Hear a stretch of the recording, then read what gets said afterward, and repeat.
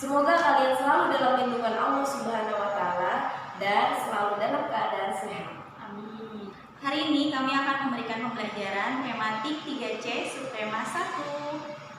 Sebelum kita memulai pembelajaran hari ini, kita baca basmalah. Bismillahirrahmanirrahim. Baik teman-teman, sekarang kita akan memulai subtema 1. Aneka benda di sekitarku. Oke, teman-teman sekarang bisa buka bukunya halaman 3. Di situ ada ayo membaca. Bu Triani bacakan kembali ya. Di sini ada percakapan Cika dan Ibu. Kata Cika, Bu, tadi di sekolah ibu guru menjelaskan tentang benda mati dan benda hidup. Nah, kata ibu, apakah Cika sudah mengerti yang ibu guru jelaskan? Cika, sudah Bu. Kata ibu, kalau begitu coba kamu sebutkan contoh benda hidup dan benda mati. Nah, Cika menjawab, benda hidup, manusia, hewan, dan tumbuhan, termasuk benda hidup. Benda mati terdiri batu, meja, dan kursi. Kata ibu, wow, pintar anak ibu. Cika, sebenarnya benda itu apa sih Bu? Ibu menjawab, benda adalah segala sesuatu di sekitar kita yang menempati ruang dan mempunyai massa. Itu disebut benda ya teman-teman. Cika, Bagaimana dengan kilat Bu? Apakah kilat termasuk benda? Ibu, meskipun kilat dapat kamu lihat, tapi kilat tidak dapat diukur massanya. Oleh karena itu, kilat bukanlah benda. Bu Triani review kembali ya, dari percakapan Cika dan Ibu. Benda hidup terdiri dari apa teman-teman? 1. Tumbuhan, manusia, dan hewan. Benda mati terdiri apa saja teman-teman? Yang mudah disebutkan di lingkungan kita, ada meja, ada kursi, ada botol minum, dan lain-lain. Sekarang kita akan belajar mengukur benda mati. Nah, di sini ada gambar pensil ya. Ini pensil. Teman-teman kan pasti punya pensil ya di rumah. Nah, teman-teman bisa mengukur pensil menggunakan penggaris. Seperti contoh yang ada di papan tulis ini. Ya. Panjang pensil ini adalah sejajar dengan 4 ya. Nah, berarti panjang pensil ini adalah 4 cm. Nah, tetapi jika ukuran pensil teman-teman berada pada posisi seperti ini ya, tidak pas dengan titik angkanya, maka teman-teman bisa simpulkan dijelaskan ya, dari cara dijelaskan yaitu dengan angka yang terdekat. Nah, jika di sini berarti teman-teman bisa jelaskan ke angka 3. Berarti panjang pensil ini 3 cm. Seperti itu ya teman-teman. Akan melanjutkan teks membaca di halaman 14, judulnya Menyelamatkan Hutan. Kalian boleh lihat di halaman 14 ya, kita baca bersama. Menyelamatkan hutan. Warga desa Sukaraja hidup di sekitar hutan yang lebat. Selama beberapa tahun belakangan, warga banyak menebang pepohonan di hutan untuk diambil kayunya. Kemudian, warga menjual kayu itu ke kota. Akibatnya, sekarang hutan menjadi rusak. Dampak rusaknya, hutan dirasakan oleh seluruh warga. Desa mengalami kekeringan saat musim kemarau. Sebaliknya, saat musim hujan, desa dilanda banjir. Kepala Desa Sukaraja berpikir untuk mencari jalan keluar dari masalah tersebut. Akhirnya, kepala desa memanggil warga untuk berkumpul di balai desa. Mereka pun berkumpul melakukan musyawarah untuk memecahkan permasalahan yang terjadi. Seluruh warga menyadari bahwa timbulnya kekeringan dan banjir merupakan akibat rusaknya hutan. Akhirnya, hasil musyawarah menyepakati bahwa seluruh warga akan bekerja sama melakukan penanaman kembali hutan yang rusak. Nah, dari teks bacaan tadi disimpulkan bahwa segala permasalahan yang yang terjadi, termasuk permasalahan di warga Desa Sukaraja yang tentang hutan yang sudah banyak diambil kainnya hingga akhirnya rusak dan menyebabkan kekeringan saat kemarau dan menyebabkan banjir saat musim hujan. Jadi kepala desa mengajak seluruh warganya untuk bermusyawarah. Jadi solusinya adalah bermusyawarah. Musyawarah bisa memecahkan masalah apapun. Musyawarah juga yang tadinya pendapat kita hanya satu, hanya pendapat kita saja, ketika kita berkumpul dengan teman-teman yang lain, berkumpul dengan orang lain, akhirnya kita bisa memecahkan masalah yang mungkin lebih berat atau mungkin yang tidak bisa kita pecahkan sebelumnya. Jadi ingat ya nak, ketika kita bingung, ketika kita butuh solusi, ambil jalan keluarnya dengan musyawarah. Jadi anak-anakku, musyawarah sangat penting dilakukan untuk memecahkan masalah bersama-sama. Tanpa bermusyawarah, permasalahan tidak akan terpecahkan. Dengan bermusyawarah, semua orang merasa memiliki kewajiban untuk ikut menyelesaikan masalah. Namun, ada kalanya musyawarah tidak berjalan lancar. Selain keberagaman karakter atau sifat peserta musyawarah, hal tersebut bisa juga terjadi karena ada beberapa orang yang merasa pendapatnya paling benar. Nah, jadi ada kekurangan dari musyawarah ini. Salah satunya tadi ada keberagaman karakter, setiap orang berbeda-beda pendapatnya, dan ada juga orang yang mempertahankan pendapatnya. Jadi merasa pendapatnya paling benar dan pendapat yang lain salah.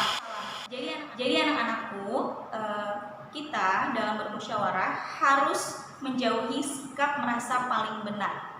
Jadi sikap teman-teman, sikap kita, sikap semuanya harus sama, harus menghargai pendapat orang lain. Ketika kita berpendapat, teman-teman yang lain juga harus mendengarkan dan menghargai pendapat kita. Dan ketika teman-teman kita bergantian berpendapat, kita juga harus menghargai pendapat dari teman-teman kita. Seperti itu ya nak, tentang musyawarah. Teman-teman, sekarang teman-teman bisa buka bukunya halaman 21. Ayo belajar. Nah, teman-teman bisa dilihat ya di sini ada alat ukur apa namanya? Penggaris. Betul teman-teman. Penggaris digunakan untuk mengukur panjang pensil, buku tulis, penghapus dan sebagainya. Coba teman-teman lihat lagi di sini apa alat ukur apa namanya?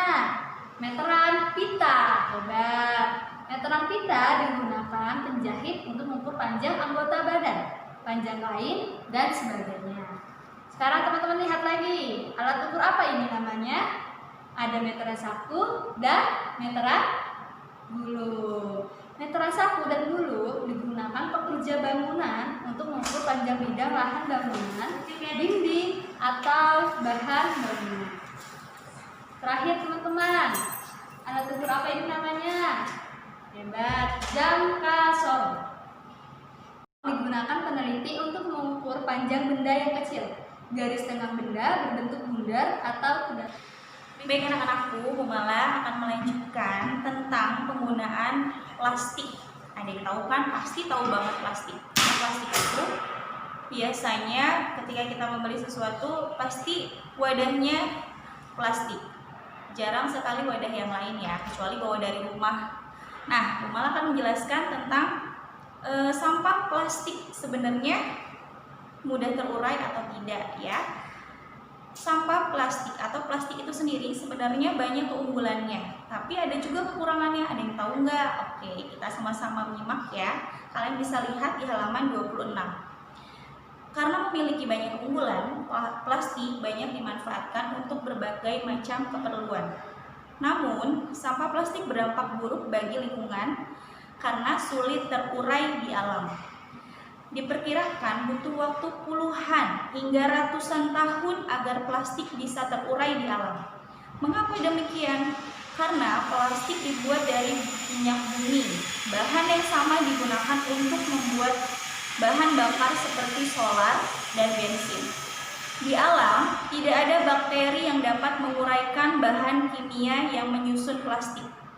Penguraian plastik di alam terjadi melalui radiasi sinar matahari, panas, kelembapan, dan tekanan di dalam bumi yang berlangsung sangat lama.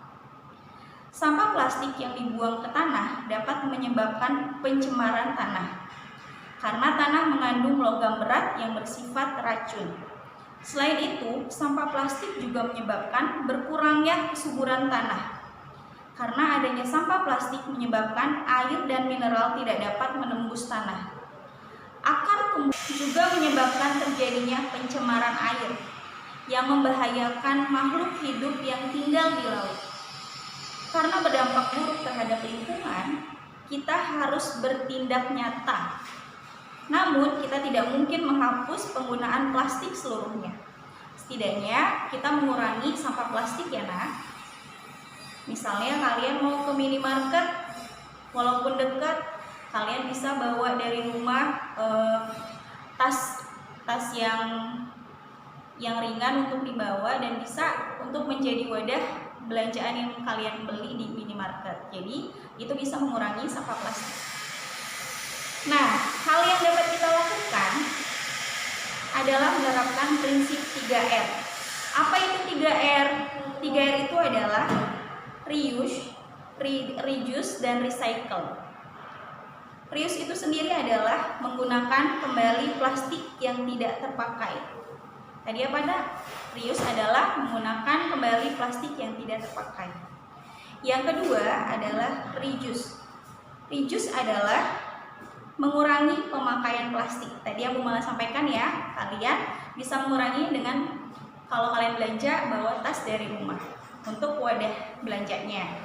Nah, yang ketiga adalah recycle, yaitu mendaur ulang sampah plastik.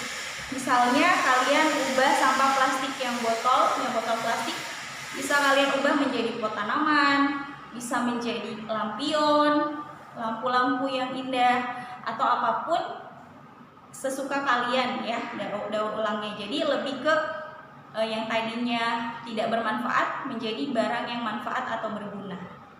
Itu ya, Nak. Jangan lupa dengan 3R, reuse, reduce, dan juga recycle. Kembali dengan pengukuran ya. Tadi sudah disebutkan ya teman-teman berbagai macam alat ukur.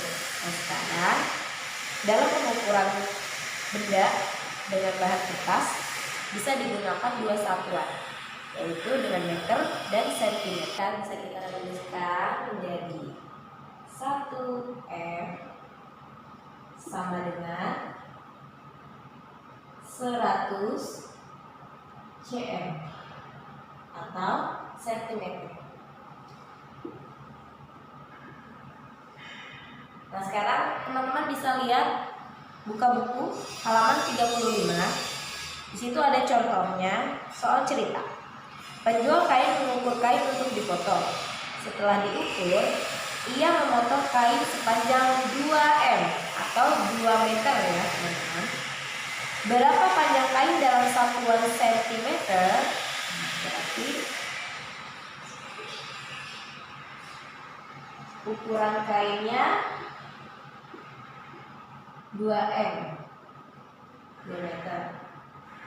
Nah, perlu teman-teman ingat 1 meter sama dengan 100 cm. Ya, benar. Jadi untuk 2 meter ini berarti kita mengubahnya menjadi senti. Kita tulis seperti ini. 2M sama dengan titik-titik CM. Yang kita ketahui jawabannya.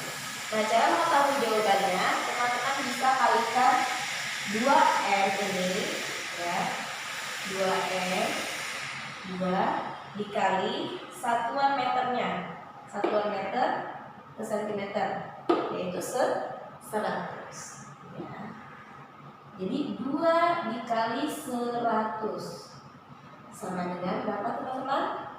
Iya, benar, 200. Jadi jawabannya adalah 200 cm. Seperti itu ya, teman-teman. 2, 3.